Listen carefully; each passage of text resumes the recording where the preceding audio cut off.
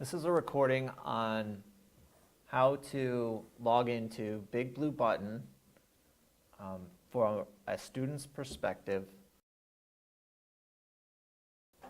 First, I'm going to go ahead and log into my class or Canvas.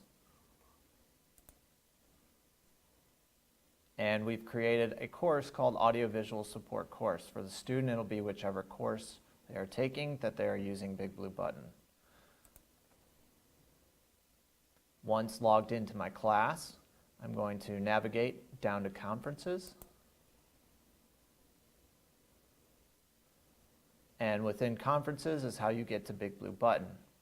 Now, we currently have Audiovisual Support Course in progress. So this is our class that's currently in progress. And if I was a student, I would just go to Join.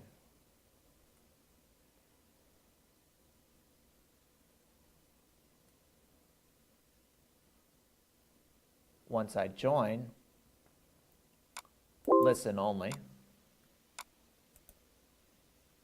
and I am logged into Big Blue Button, and I can see that Eric Christopher and Josh Rogers are also logged into this class.